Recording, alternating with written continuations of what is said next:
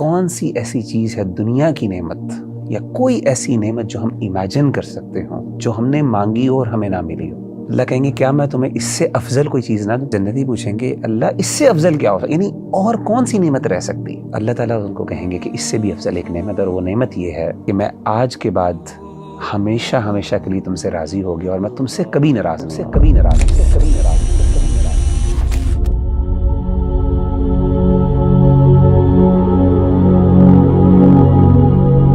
وغیرہ بھائی جیسے آپ کو پتا ہے کہ ہمیں ڈفرینٹ کالز آتی ہیں جنرل نمبر پہ کاؤنسلنگ کے حوالے سے، کویریز آتی ہیں، کویسچنز آتے ہیں.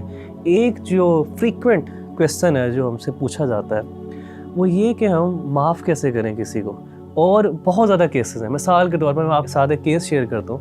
وہ کیس یہ ہے کہ مجھے خاتون کی کال آئی اور انہوں نے کہا کہ میں اپنی ساس کو معاف نہیں کر سکتی. اور آپ بلیو کریں گے کہ وہ ساس اب دنیا میں نہیں ہے، وہ دنیا میں نہیں ہے، ان کو اس دنیا سے گئے ہوئے سال سے بھی زیادہ ہو چکا ہوا ہے. لیکن وہ کہتی ہیں کہ انہوں نے میرے ساتھ کچھ ایسا کیا ہوا ہے، میرے ساتھ کچھ ایسی زیادتی یا میرے سے کچھ ایسے الفاظ بولے ہیں یا مجھے اس طرح میری تذلیل کی ہے کہ میں اب ان کو معاف نہیں کر سکتی. اور انہوں نے ان کی خدمت بھی کی، جتنا ہو سکتا تھا انہوں نے خدمت بھی کی، لیکن اب ان کو معاف نہیں کر سکتی. انہوں نے بہت کوشش کی اور وہ بار بار کوشش کرتی ہیں لیکن ان سے معاف نہیں کیا جاتا. اور یہ عام طور کے اوپر بھی وغیرہ بھائی ایک انسان کسی بندے کو معاف کرنے میں جلدی نہیں کرتا. تو وغیرہ بھائی یہ کیسے کسی انسان کو ہم جلدی معاف کریں اور ہمارے دل میں وہ جو ایک نیگیٹیوٹی رہ جاتی ہے کسی کے بارے میں وہ نہ رہے؟ میں سمجھتا ہوں کہ کسی بھی بندے کے لیے سب سے بڑی معاف کرنے کی جو موٹیویشن ہے نا وہ یہ ہونی چاہیے. اور میں سمجھتا ہوں اگر یہ موٹیویشن نہیں ہے اس کے لیے تو پھر اس سے بڑی موٹیویشن کیا ہو سکتی ہے کہ اس کو اللہ کہیں کہ اے میرے بندے تو میرے لیے معاف کر دے، اس کے بدلے میں تجھے معاف کر دوں گا. میں آپ کو ایک تھوڑا سا واقعہ سناتا ہوں، اس کو ذرا میں ریلیٹ کرتا ہوں کہ یہ بات کتنی بڑی ہے. حضرت ابوبکر صدیق رضی اللہ تعالیٰ عنہ کی زندگی میں ایک بہت بڑا سانحہ ہوا.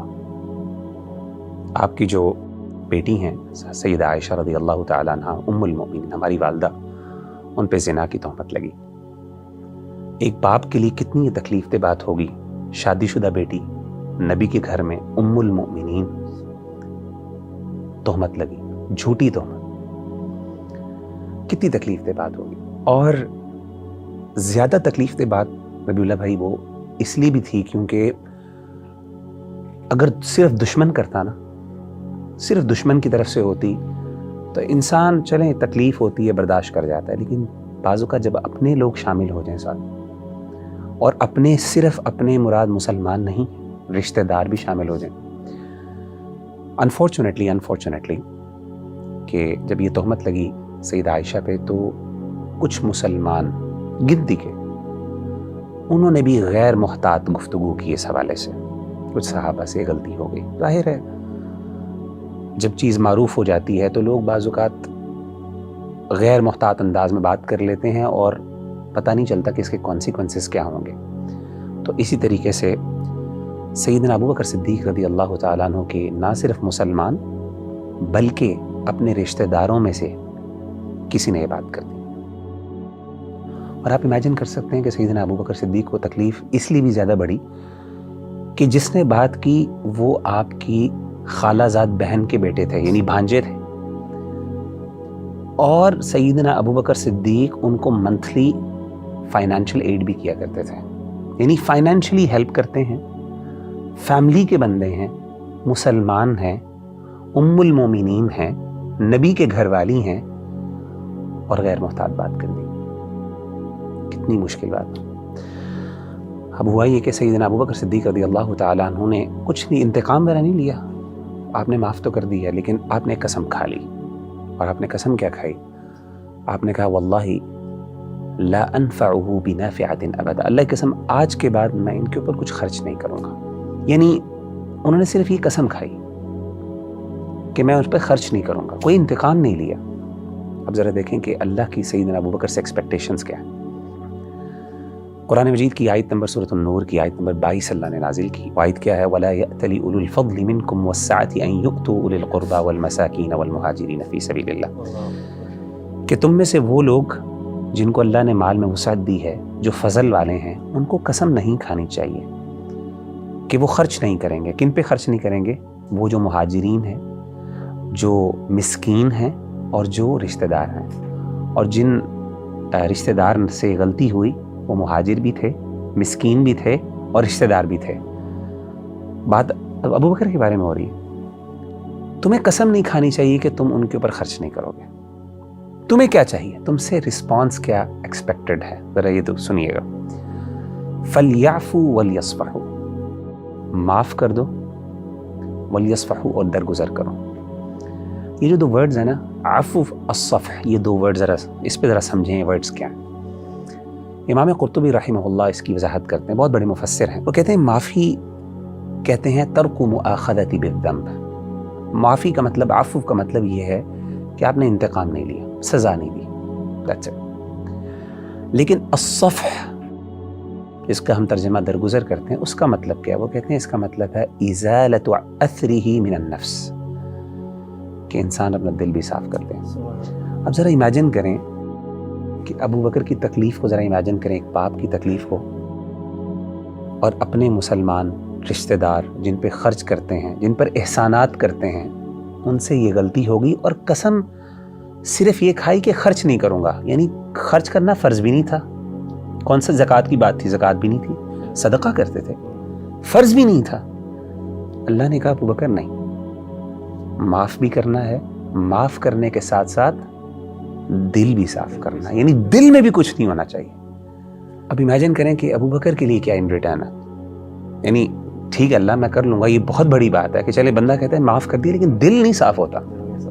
دل میں جو تکلیف اور وہ دل کا زخم جسے کہتے ہیں نا, وہ تو صرف جس کو لگتا ہے وہی محسوس کر سکتا ہے. اللہ نے کہا کہ ابو بکر الا تحبون ان یغفر اللہ لکم, کیا تم نہیں پسند کرتے کہ اس کے بدلے اللہ تمہیں معاف کر دے؟ اچھا ربی بھائی, آپ نا ذرا اس بات پہ غور کریں. میں آپ سے ایک سوال کرتا ہوں, مجھے یہ بتائیے کہ سیدنا ابو بکر صدیق رضی اللہ تعالیٰ عنہ کیا کوئی بہت گناہ گار آدمی تھے؟ نبی کے بعد ابو بکر صدیق رضی اللہ تعالیٰ اس امت میں سب سے بہترین, اللہ معاف کرے, کیا کوئی ان سے بڑا گناہ, کوئی چوری, کوئی شراب, کوئی اس طرح کی غلطیاں ہوتی تھیں؟ بالکل.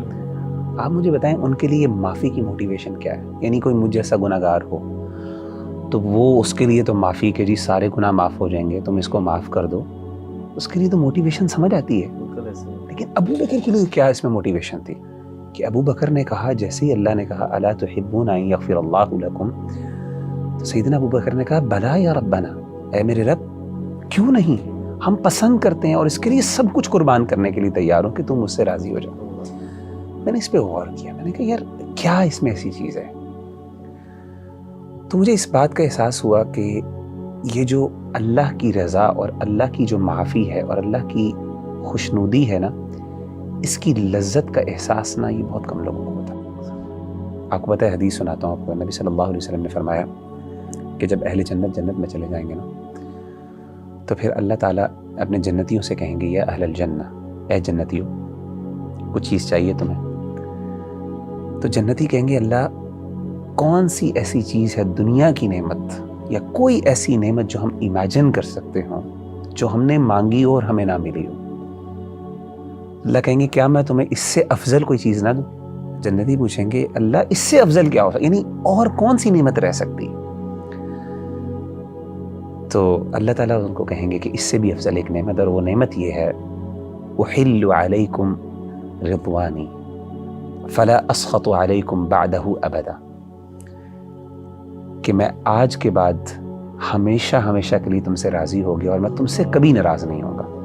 یہ دو بڑے انعامات ہیں, یعنی جنتی جو جنت کی خوشیاں اور جنت کی نعمتیں اپنی جگہ پہ, لیکن دو ایسے انعامات ہیں جو اللہ کی, جسے کہتے ہیں نا ایک اسپیشل گفٹس جو اللہ کو ملیں گے, کہ اللہ کا دیدار ہے, اور دوسرا یہ اللہ کا گفٹ ہے کہ اللہ کہے گا میرے بندے میں ہمیشہ ہمیشہ تجھ سے راضی ہو گیا.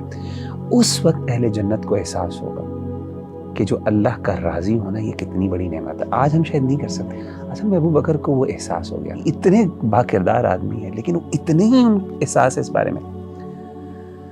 ربی اللہ بھائی, میں سمجھتا ہوں کہ one of the major reasons why ہم کیوں نہیں لوگوں کو معاف کرتے ہیں, ہمیں لگتا ہے شاید معاف کرنے سے نا ہم چھوٹے ہو جائیں گے. انا کا مسئلہ ہے نا, یعنی لوگ کیا کہیں گے, یار انتقام نہیں لے سکا, بیچارہ مجبور تھا, کمزور آدمی تھا, کیونکہ نیچرلی وہ بیچارہ کمزور ہوتا ہے وہی انتقام نہیں لیتا، لیکن جس کے پاس اختیار ہوتا ہے زیادہ، وہ اللہ معاف کرے اس کو ایسی جگہ پہ پہنچا کے آتا ہے کہ وہاں پہ ہم امیجن نہیں کر سکتے۔ نبی صلی اللہ علیہ وسلم کی ایک اور حدیث میں آپ نے 3 دفعہ قسم کھائی، 3 باتوں پہ آپ نے قسم کھائی، واللہ والذی نفسی بیدی، اس ذات کی قسم جس کے ہاتھ میں میری جان۔ امیجن کریں کہ نبی صلی اللہ علیہ وسلم قسم کھا رہے ہیں صحابہ کے سامنے۔ 3 باتیں کیا تھی؟ آپ نے پہلی چیز کہا ما نقصت صدقۃ من مال، پہلی بات آپ نے قسم یہ کھائی کہ صدقے سے کبھی مال کم نہیں ہو۔ اور دوسرا آپ نے کہا، آپ نے قسم کھا کے کہا، آپ نے کہا کہ تم میں سے کوئی بندہ اگر اس پہ کوئی زیادتی کرے اور وہ صرف اللہ کے لیے معاف کر دے تو یاد رکھو اللہ اس کو عزت میں بڑھا دیتے ہیں، اللہ الا رفعہ اللہ عزا، یہ حدیث میں الفاظ ہیں۔ اور تیسری آپ نے قسم کھا کے بات کہی کہ وہ شخص جو اللہ کے لیے عاجزی اختیار کرتا ہے، ہیوملٹی ایکسپریس کرتا ہے، یہ اللہ اس کو بلندیاں عطا کرتے ہیں۔ تو یہ اصل میں نا میں سمجھتا ہوں نصیب کی بات ہے، یہ ایک فہم کی بات ہے، سمجھ کی بات ہے، اپروچ کی بات ہے۔ اگر انسان اس انداز سے اور زاویے سے سوچنا شروع کر دے، میرا خیال ہے انسان کا دل بڑا ہو جاتا ہے۔